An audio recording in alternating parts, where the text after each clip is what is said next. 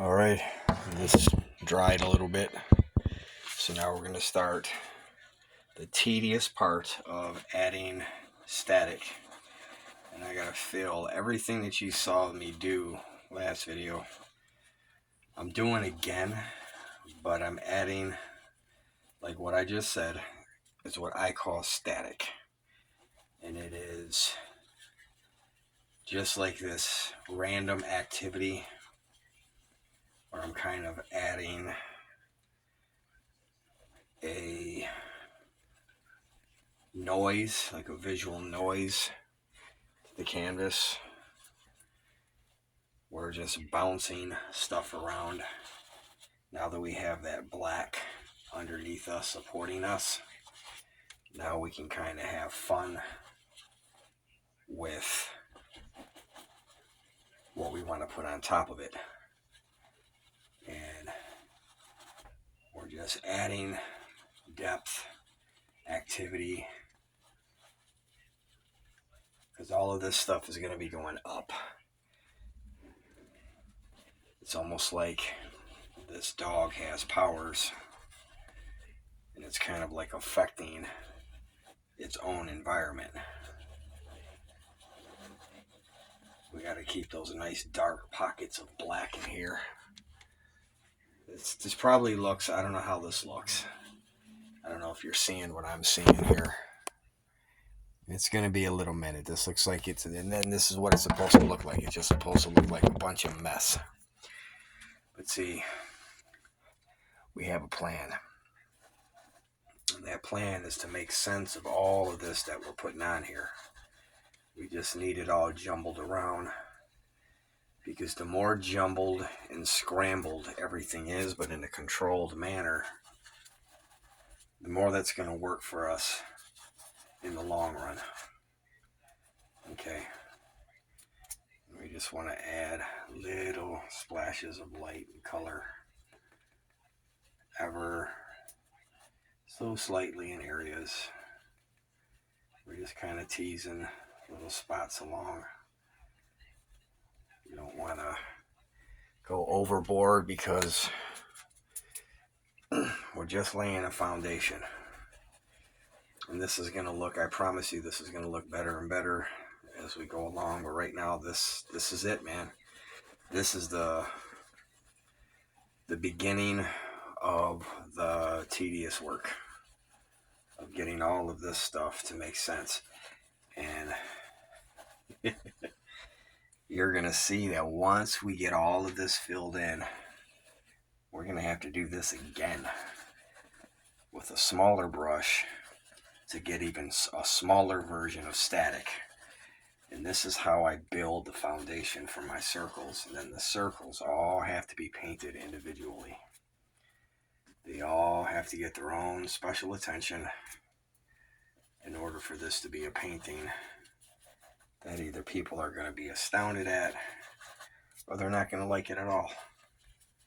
Because, you know, over the years I've learned you either really like the circular concept or you don't really care for it. And there's people, man, really that don't care for it. I had family that was kind of like, what's up with the circles, bro? But, you know, they're not for everybody. And I'm not really painting them for everybody. I'm just kind of like chasing an idea.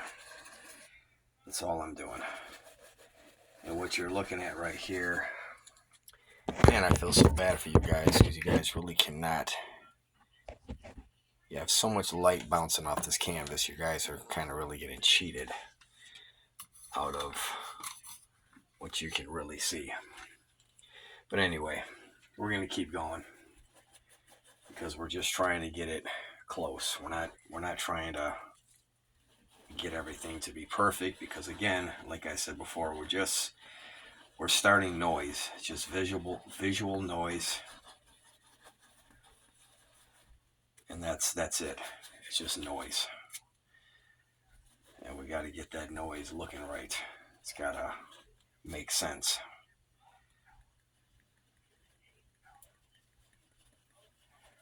But every little slob smear of color I'm treating as like a marker. Because going back, and some of these smudges are going to turn into things. They're going to turn into a specific thing. It might be a flower or a twig or something. I mean, I don't, we'll see. But that's the cool thing about the spontaneity of this, because you have to kind of find specifics in the mess. And I think that's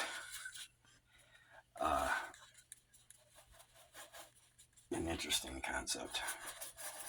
But we're trying to keep these videos a little short.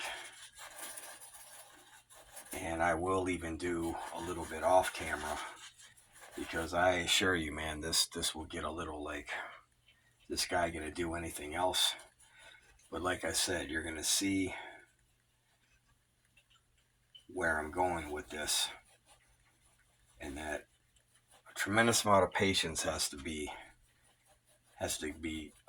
involved, because you can easily forget your path and forget what you're doing and what you're trying to say or do, and it's easy to fall off track. We need some darkness right here. I don't like that. We need some darkness, heavy darkness right here. But yeah, see, we're creating a controlled mess right here. Every now and then I'll clean my brush off to get off like really heavy gobs of paint. I need it super thick and heavy and juicy in some spots, and then I need it really thin in other spots. But I can't emphasize enough, you're going to see that after a while, because it will take me about a week and a half, maybe 2 weeks to complete this thing. And you're going to say, why on earth did he paint all of that stuff in the beginning? It's all gone. Like, he painted over all of it. But see, that's exactly the whole point. I needed it to paint over, so I can have certain foundations and things to come to life later. And that's why it's all got to be done like that. But we're going to get some better lighting eventually, so we'll be able to really dig in there and add more and more color, depth, and a lot more to look at.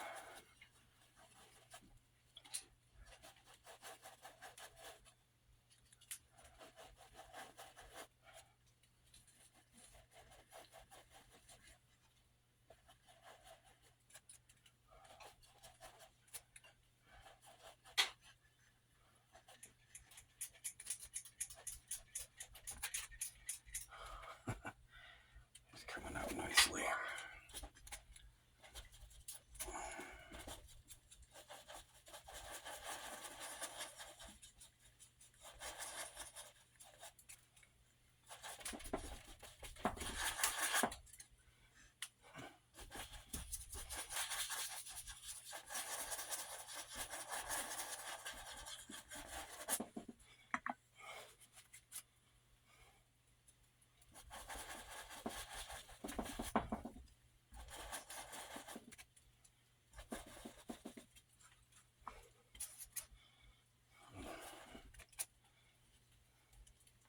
So it's starting to cooperate.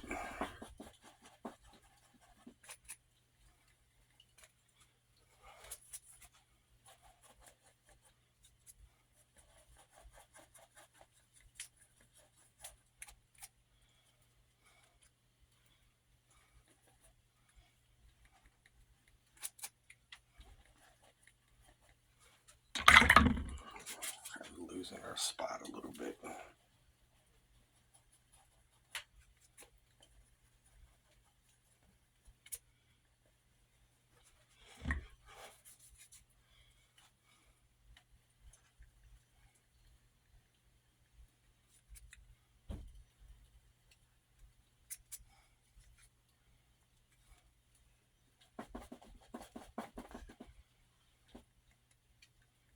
Whew, almost accidentally jumped into a bunch of purple that we didn't want.